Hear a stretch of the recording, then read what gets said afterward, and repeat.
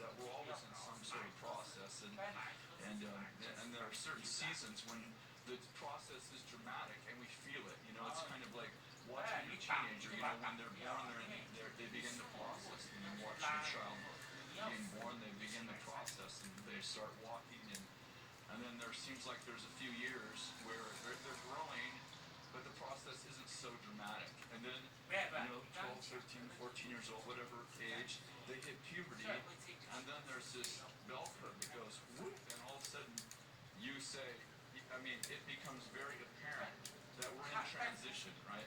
Because the way that you led them pre-puberty and the way you lead them after, it's not only them changing, but you're changing to meet their season change. Isn't that true? And so, you know, when they hit that age, you're looking for, if this is your first teenager, you're typically looking for parents who've been through this before, and you're realizing that you may not have all the knowledge and skills for this season. You know what I'm trying to say? So the truth is that they're in transition from the time they're born to the time when, you know, we go to heaven. But there are certain seasons where we're like, whoa, I don't have the skills for this season. I think I better go find someone who's ahead of me and get some skills. Does that make sense? And I think that we kind of grow, we don't tend to grow like this, we tend to grow like this. And when we're in one of those mountains where we're growing, you know, we're looking around and we're like, has anyone been here before? Which is almost always a yes. And what wisdom do they have for me so that I don't need to make. I mean, a wise man learns from other people's mistakes, right? And so, of course, we've all learned from our own, and that's not so fun. I want to talk a little bit about that tonight. It's going to come out a little differently. I want to talk about managing your soul, because I think this has to do with managing your soul.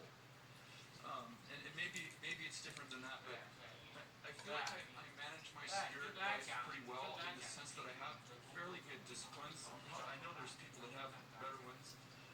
You know, like Lou Engle, that guy, he's always fasting. I have to prepare myself when I know I'm going to encounter Lou, because I just go right to guilt. Like, seriously, I saw Lou at Jesus Culture, whatever that was. Eric was there too, 3 weeks ago, or whatever. You know, Lou came as a surprise. You know, it's like I didn't get to prepare for Lou being there because I didn't know he was going to be there. And I saw him, and I'm like, you know. And so he's sitting next to me. I said, hey, would you like to have a power bar? He goes, no. I said, I know, you're not eating, right? He goes, I'm fasting. I'm like, shocking. So, you know, when it comes to spiritual disciplines, you know, there's always people I admire that they're just amazing, and I sincerely admire them. I'm jealous in a good way, if that makes sense, and they inspire me to do, not to do more, to be more passionate about spiritual disciplines. I'm talking about not religiously, but I feel like I manage myself fairly well, and my my spiritual fathers have always had good disciplines, and Bill has great disciplines, and so I've learned this. I'm not great at it, but I'm learning how to manage my soul. That we have a responsibility to actually strengthen ourselves in the Lord, and we have a responsibility to take care of our triune man. I love the emphasis that Benny has had lately, probably in the last 10 years or so, maybe it's been longer, but that I'm aware of taking care of our bodies. And I think God wants us to take care of our whole man. And you know, I think in the early days we were under this impression, let me just put it on me. I was under the impression, like, if I take care of my spirit man, like if I pray and read the Bible, and I love God and love people, like everything else it will work out. Like, you know, if I keep my spiritual disciplines, everything will work out, you know. And it sort of did, you know. I just got bigger and bigger and bigger. So I figured out after a while that I had to work out. It wouldn't just work out. And I was responsible to take care of my old man. So 3 John 2 has been a theme that I've been on probably, I don't know, a couple years. And you probably know it well. It says this, beloved, I pray that in all respects, can everybody say in all respects? That you may prosper. Say prosper. That's just good for us. You weren't as excited about the word prosper, but you just say prosper. And be in good health, just as your soul prospers. And I've taught on this for a while now. but there was a sense that prosperity and health are actually 那他现在 directly 是怪 related to 你 my 说 soul, 你怎么你 not 身 my 上是 spirit. 没有疾病 And maybe I'm overemphasizing it in this season of my life, but I'm really aware that prosperity, and again, when I think of prosperity, I can't help but think about money, but I think prosperity from God's perspective has to do with finances and relationships and just healthy living, like that I'm fully actualized, that I'm fully alive, that I'm fully me, and that I'm doing that for everybody else. That I'm a walking, living encouragement for people to become fully themselves, and for other people to be fully actualized. Like, to me, that's what prosperity is. That when I get around something that makes me feel fully alive, I feel like that's part of what I do. And each of us do it differently, like, and each of us activate other people differently, and each of us will activate different people. And I get around certain people. Sometimes I'll do a conference just because there's a certain speaker that's going to speak. I don't mean that I'm not excited about speaking, but because when I get around that person, they make me feel fully alive. And I'm like, the conference might be good or not, but hanging around in the green room with that person makes me feel fully alive and inspires me to creativity. A lot of people on our staff do the same. Dan McCollum is a Dano McCollum from the mission is a person. When I get around Dano, I feel fully alive. I don't know what it is about him. It's not just what he says. It's just the way he lives his life. It makes me feel. It's like he adds a piece to me that's missing, in my life. And so when I think of prosperity, I think it's way beyond money. I think it's being fully alive, fully yourself, and of course it says and be in good health. And so the soul is really important. We've done all sorts of things to demean the soul in church history. Some to the point where we've actually, in certain seasons in church history, we've actually demeaned the soul. It felt like the soul was evil, and felt like emotions and feelings were if the more emotional you were, the less spiritual you were, and we didn't even dawn on us that the most emotional guy in the Bible is God. And Jesus wept not because he didn't know he was going to raise Lazarus, but because he can connect with emotion. Like, he broke the Spock-like Vulcan planet that the Pharisees had created, and he showed people that being vulnerable and being human and being emotional is actually spiritual. It's actually Christ-like. And so I want to talk a little bit about that. Obviously, Deuteronomy 6:5 says, "You shall love the Lord your God with all your heart," which is kind of the Old Testament word for spirit, all your soul, and all your might. Your body, soul, and spirit, like your whole being should be involved in loving God. And I love when we worship here. I don't think worship just happens when the music starts. I love it. And as Paul was talking about worshiping God with whatever you do. But I love that worship has expressions, and that we get to activate our whole body. We offer your body up as a living sacrifice, and that God likes it, and that He enjoys it. And Deuteronomy 4:29 says, "From there you'll seek the Lord, and you will find Him if you search for Him with all your heart." That's kind of the spirit piece, and all your soul. And so, throughout the whole Bible, God is telling us that we're to be active. Our soul actually longs for God. David said, "My soul longs for God. My flesh yearns for God." Look at the Old Testament, not born again guy. Are you okay? Okay, you're like, okay, we got it. Got that part. Move on. And so I want to talk about the restoration of the soul, what it looks like. And David said in Psalms 23, "The Lord is my shepherd, I shall not want. He makes me lie down in quiet waters. He restores my soul. He guides me in the paths of righteousness for His name's sake. Yet, even though I walk through the valley of the shadow of death, I'll fear no evil, for you're with me, your rod, your staff, comfort me. You prepare a table before me in the presence of my enemies." I like that part. You prepare a table for me in the presence of my enemies. I think when you're in warfare, you should eat. So I'm like thinking,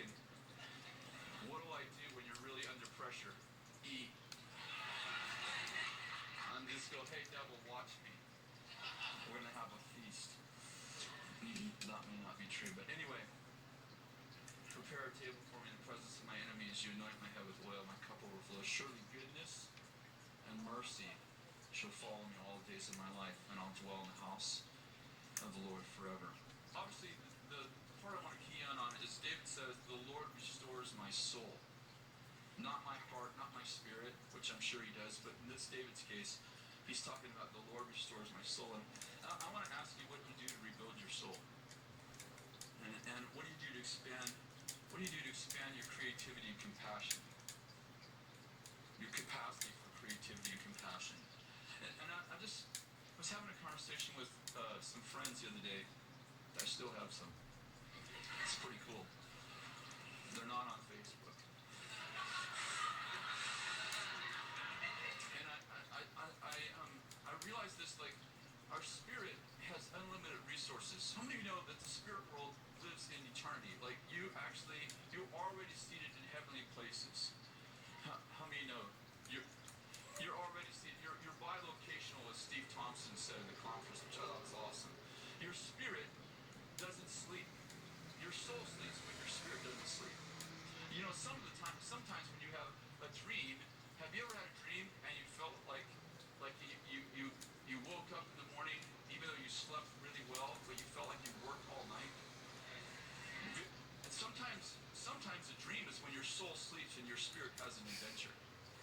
And you remember it as a dream, but it's actually an experience that your spirit had with the spirit realm while you slept. Because the spirit never sleeps. And so your spirit, man, he's amazing. You know, how many know the spirit is willing, but the flesh is weak? You know, the flesh isn't evil, it's just weak. And so your spirit can do things, and your spirit has strength that your soul and your flesh don't have. And I likened it many times to, you know, when our grandkids were little, you know, especially when they're the first year and a half when they're learning to walk. And if you're walking through the mall with them, you're holding hands with them, you know, if you're going to walk at your pace, they're going to be dragging. So, you know, I can walk at a pace. It's not that there's anything wrong with their walk. It's just that they're learning. You understand the metaphor? It's like, there's nothing evil about them. It's just that they're learning. Like, they're not mature. Their pace is much slower. And I think that, you know, if we live by the Spirit and follow the Spirit, which we should, we need to realize that my spirit can do things and has strength that my soul and my body don't have. And so, you know, many of the early revivalists, if you've read many of the stories, and I've read some of them, some of our team are really like, they're like historians of former moves of God. And the stories just go on and on about men and women who loved God and who crashed over and over and over. And part of it was, I think, part of it is this whole culture that said, you know, just lay your life down for God. And there was something about, it's almost like, I don't know, I don't know what good we are when we crash. I don't know how many people you're going to touch when you can't get off the couch, or when you're sick, or when you're depressed. And some of these people, they just prayed for people for hours, 7 days a week, until literally their spirit could still function, but their body and their soul was completely and totally crashed. And then many of them did crazy things, you know, that probably shouldn't be repeated from the podium, but many of them did crazy things. And I watch in our own movement and with our friends, I've watched people who totally love God get so exhausted that they end up looking for encouragement and love. I mean, they're instead of encouraging themselves in the Lord, instead of stopping life and letting their soul get restored, they run off with somebody. They do something stupid. And I think this is really important. And I've become aware that our soul is limited and has finite resources. We can overdraw our soul's ability to cope with life.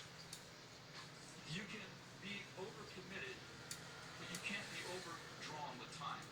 Time runs out. By its definition, its definition means it's finite. I ran out of time to get that project done. Let me tell you what I mean.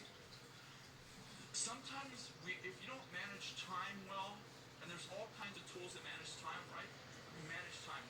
Like there's time management classes you can go to. By the way, they're all good.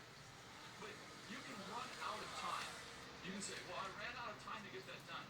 You can run out of time because the nature, the definition of time is that it's finite. There's only so much of it. So you can finally run out of time. Here's the challenge. In other words, you can't, I understand that this is a little bit subjective, but you can't overdraw time because time runs out. Does that make sense? You can be overcommitted, but you can't be in two places at once, so you just run out of time. The challenge is that you don't, your soul doesn't have the privilege of running out. It's kind of like this. If time is gasoline, you can be driving down the road and you can run out of gasoline. And what happens when you run out of gasoline? The car stops. And you have to go get more gasoline. But it doesn't hurt anything. You pull over the side, you go get gasoline, you're frustrated, you ran out of gasoline. But if you think of your soul like the tires on your car, the tires don't determine your tires don't propel you, the engine does. So you can run on bald tires.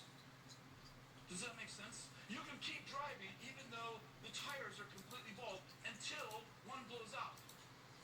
And when it blows out, how many know that's not going to get more gasoline? That's a repair. Are you following me?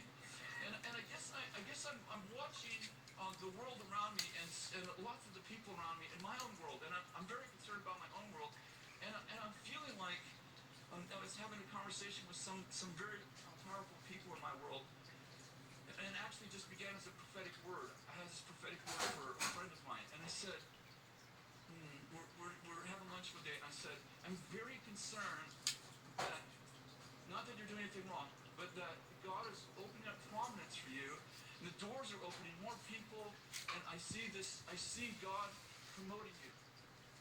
And she's like, okay, that's good. But I have this warning. And she said, what's the warning? I said, the warning I have is that you're not going to manage your soul well because you haven't learned to manage your soul well because you haven't needed to.